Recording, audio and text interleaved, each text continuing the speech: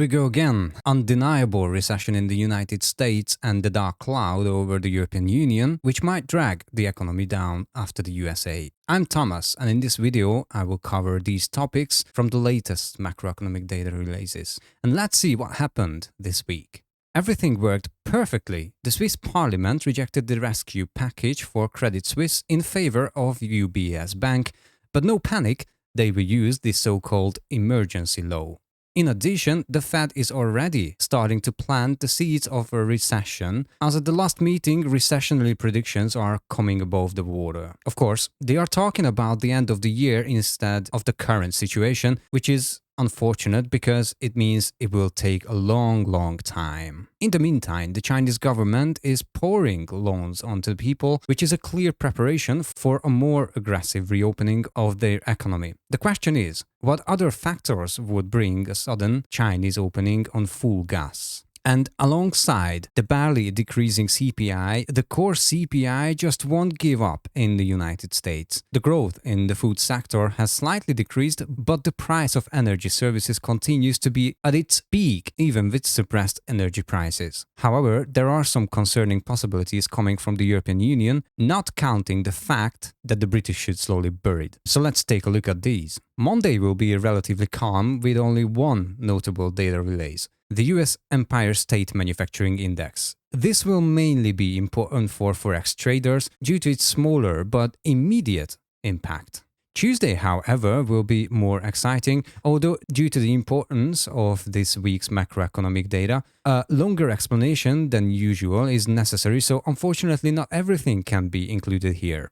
However, what is not mentioned is no less important, or even more so. These can be found in the pro level, such as the UK climate change, which has an interesting interaction with the British pound. In addition, there are the Canadian median and core CPI, which will send a significant signal to us alongside the regular monthly CPI data. What we will look now are the UK unemployment rate and the Canadian monthly CPI data. In October 2022, the unemployment rate in the United Kingdom reached its lowest point at 3.5%. We are currently at 3.7% with the latest reading, which has been consolidating for 4 months but unable to decline. This could be understood as the 0.2% increase not being significant. However, considering the current problems, it would be a big mistake to conclude this way. It seems that the United Kingdom is among the areas most severely affected by the economic crisis. Additionally, unlike other areas, they acknowledge the recession there. It's no coincidence that the inflation is at record highs and not subsiding. While the banking sector hasn't collapsed, it shows weaknesses that could lead to a bank run. Therefore, even the slightest increase in the unemployment is considered drastic, as it is precisely this sector that is currently preventing most issues from worsening further. In such a situation, high forecasts often arrive, because if the actual data is lower than forecast but higher than the previous data, the media can refer to the data as a better than expected. And everybody is happy, like all trouble has gone. But in reality, this is part of debate, as the forecast doesn't really matter. What matters is the change compared to the previous data. In this case, it can only be positive if it declines. Consolidation and increase, however, are negative. This effect runs parallel to the impact on the British pound. At the same time, let's not forget that from the Bank of England's perspective, decreasing unemployment is considered a negative factor, as it means more people are employed, which is good under normal circumstances, but it is inflationary under current conditions. So it's quite a difficult piece of data that many people often misunderstand, unfortunately. The forecast, by the way, is 3.7%, so surprises can be expected. But if you also keep an eye on the northern side of America, this piece of data will be important for you as well. The Canadian CPI numbers will be important in terms of the Canadian dollar, which is the CXY. In addition to the currency being particularly sensitive to price changes of various commodities such as oil, silver, the American dollar, so the DXY, also usually exerts pressure on it. Moreover, the current pace and manner of Canadian interest rate hikes will currently influence the value of the currency.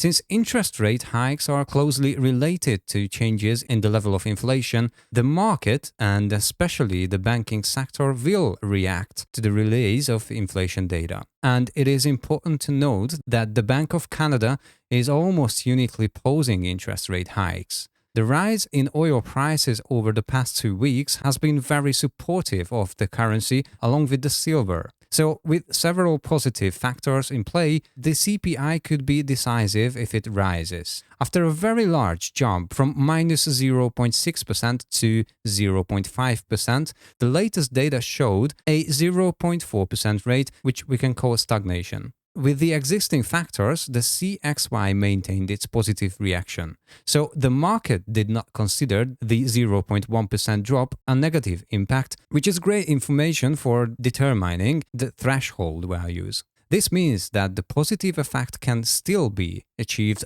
up to 0.3%, but at 0.2%, the inflation improvement would be too much. So at this level, the previously mentioned factors such as oil, silver, and the DXY will be decisive. Especially the DXY, as we all remember what happened on Friday with the huge jump on the DXY level, and yes, the CXY was reacting on the negative way. And then comes Wednesday with the spotlight on the European Union. In addition to this, there will be UK CPI, which projects shocking forecast for the British economy, highly recommended to be viewed later on the Discord. Besides that, we have the EU CPI and core CPI, which we will take a look now due to the dark clouds above the Europeans. So the European Union CPI numbers are not calming my nerve system. There is a situation with a few possible outcomes that could be drastic. That's why it is essential for the ECB to respond to them in the coming weeks, although they are starting to feel somewhat cornered. Besides the United States almost acknowledging the recession, troubles are mounting over the EU as well, and the current monetary policy increasingly seems like only a time delay. But let me explain what I'm talking about. The latest report showed 6.9%, which is still an incredibly high number. It is no coincidence that the ECB last increase had a very strict tone. Those products that are not tied to energy, food, alcohol, and tobacco prices are at low levels, but they are actually steadily rising. While there is a slight increase in the case of the aforementioned items as well. In the case of energy prices, the decrease in inflation can be observed, which is nonsense when we take a look at the corporate electricity bill in the European Union. However, there is also an increase in non-energy related industrial products and services. In fact, if you only look at the CPI chart, we would say, how nice, it is decreasing nicely, there is not much left until the global happiness. However, this decrease is mainly due to the decline in the energy sector, while everything else is rising. So the fight against inflation is not only not approaching its end, but it is deepening. The EU needs to find a solution for rising prices, especially in the case of food. This picture rather predicts a stagflationary period than a decrease in inflation in the near future, and so the ECB pivot timing is very questionable. At the same time, since the core figures are not yet at 6.9%, further CPI declines can be expected due to the energy sector, but not too much. And as we see, the forecast is actually 6.9%. But to understand a little bit better this data, let's have a look at this. The latest core figure was 5.7%, which is starting to catch up with the annual CPI. If this happens, and the continuously rising core inflation cannot be cured, the annual CPI may begin to rise again as the core result will push it up. Additionally, the chart looks tragic, and unlike the annual CPI data, it shows the real picture. So it seems like the ECB monetary policy has been ineffective so far, and this is terrible news for the Union. If the core data catches up with the CPI, a few facts should be taken into account. The first is the so-called broad-based inflation. This indicates that the inflationary pressure is no longer primarily driven by the volatile components such as food and energy prices, which are not included in the core CPI calculation. Instead, at this point, inflation has spread more broadly and affects all sectors of goods and services.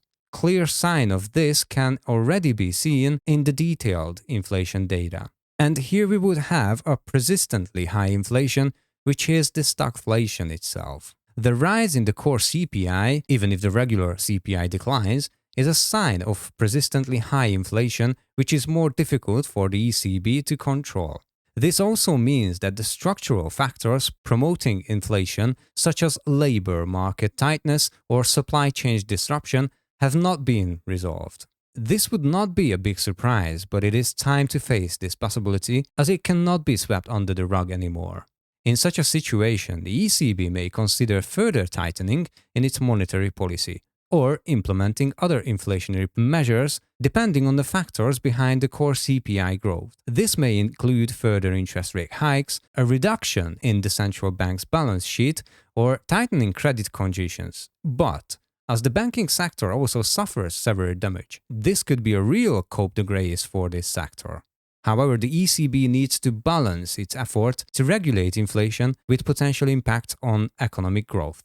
Aggressive tightening of monetary policy may slow down the economy and, in some cases, even lead to depression. So it's a really concerning game. However, it seems that the inflation is not stopping, not at all. The EU must respond to this because if it spirals out of control, nothing will be left standing. But answering to this issue may destroy the entire banking sector under the current circumstances, along with the possibility of depression. This is not a dismissible scenario, but after clarifying the noisy information, this is a clear possible path. So we continue with Thursday, but it won't be a walk in the park either. First, we have New Zealand CPI numbers, which I'm happy about because I can calmly eat my breakfast before getting any serious shock. Following that, we have US unemployment claims, which I will show you here, but be prepared as there's no more sugarcoating. Then we have the Philly Fed Manufacturing Index and existing home sales, which will be available on the Discord server. So let's start with the big gun. Nobody will talk about too much, but I'll tell you, this is what it is. Many have tried to deny the presence of a recession in the United States. They practically changed the concept of the recession itself, so they wouldn't have to admit it. The only straw they could cling to was the employment sector, specifically the unemployment. However, from now on, there can be no excuses. Surprisingly, they did not change the previous 239k figure at the time of the announcement and provided a forecast of 233k. But that was as far as they could hide the data. The new figure is 239k, exceeding both the previous and the expected values, so starting a trend of a systematic increase. As a result, the recession can no longer be denied in any form in the United States. And be aware, the forecast is already higher than the previous data, which is increased to 240k. And then comes Friday, with a massive amount of data and explanation, but therefore I'm in trouble as well. Due to the length of the explanations, I cannot include the following in the video. UK public sector net borrowing, which was delayed at the time I was writing my script for today's video, but I will definitely posting on the Discord server because it is a very important piece of data, regardless when will they report it. This data is actually tripped up the Bank of England, so we must talk about. The French manufacturing PMI, which we need to watch due to China, EU PMI, which is impacted by the German manufacturing sector's possible collapse, and the US services PMI. There will also be British PMI, but it's unnecessary to hammer another nail in the coffin now. However, we will look at the German manufacturing PMI to understand the solid reasons for the European Union's problem and the US manufacturing PMI. So let's start with that.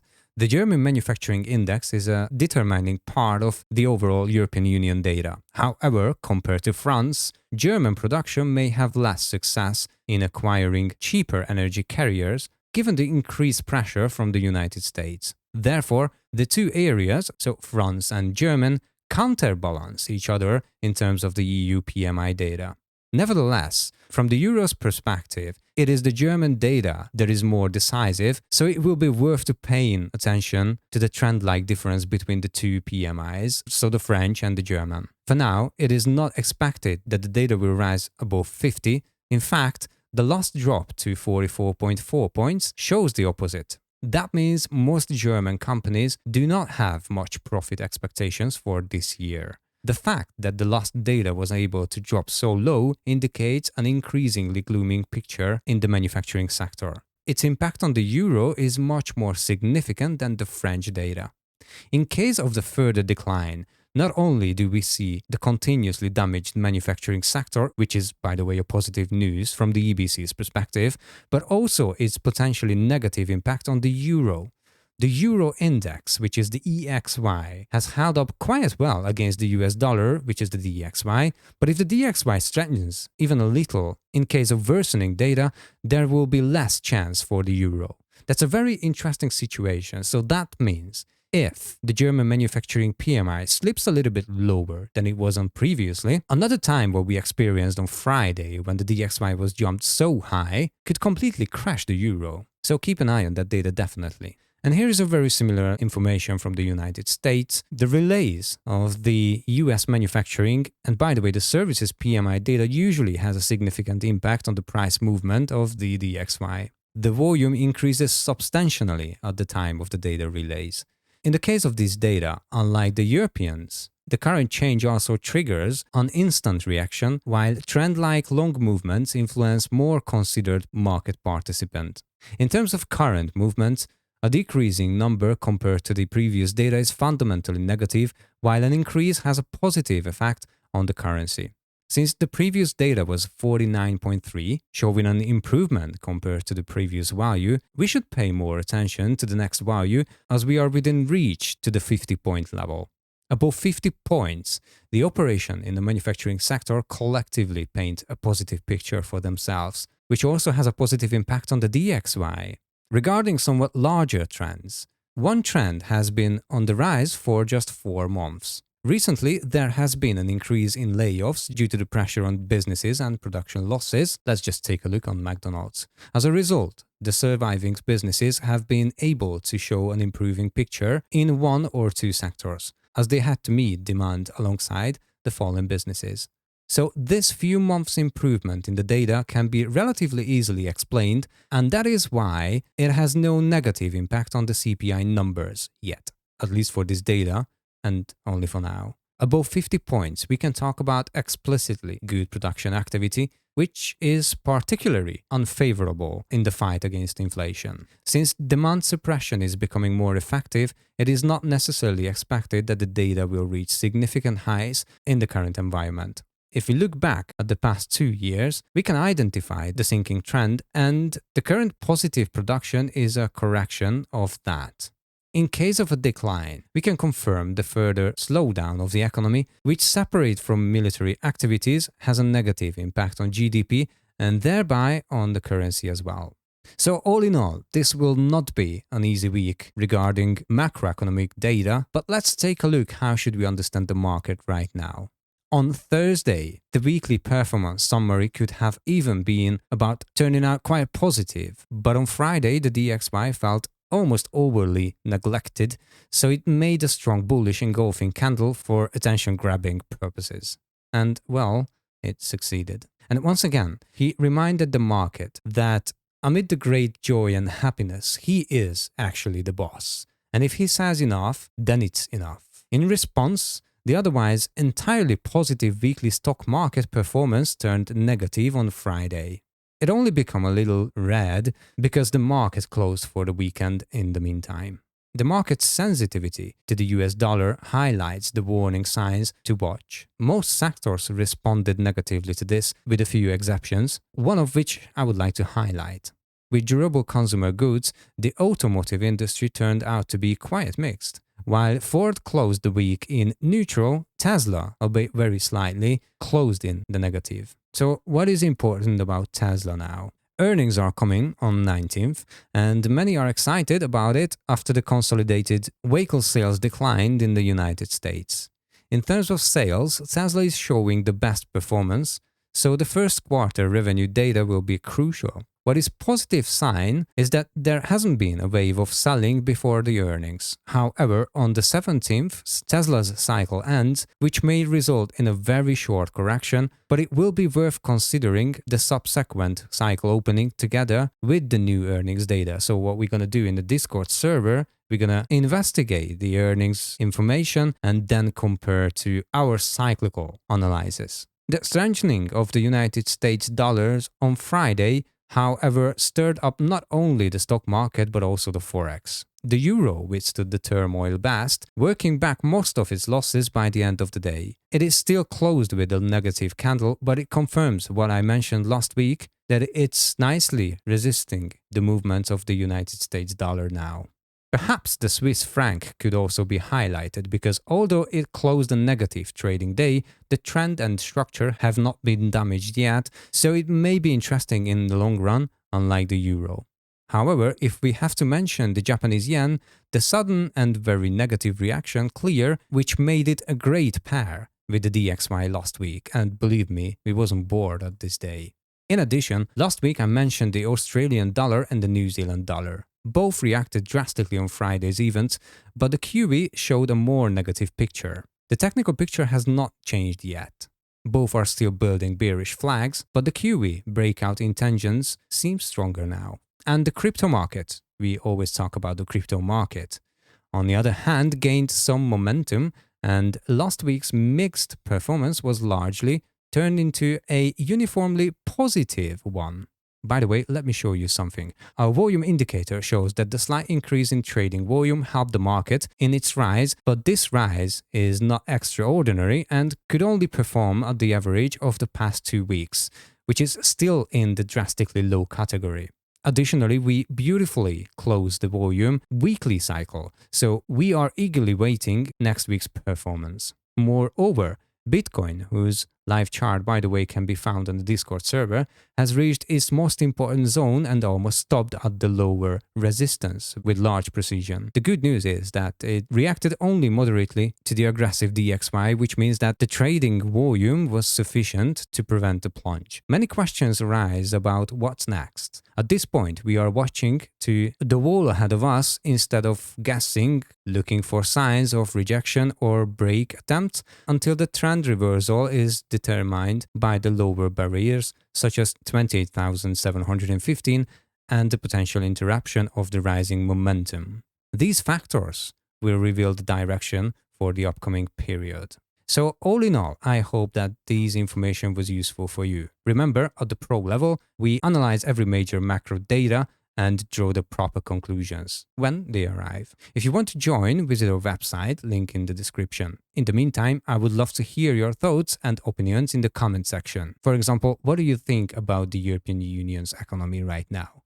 If you want to stay informed about the next week's data and other useful information, subscribe and turn on all notifications. And if you enjoyed the video, give us a thumbs up so it can reach more people. See you in the next video.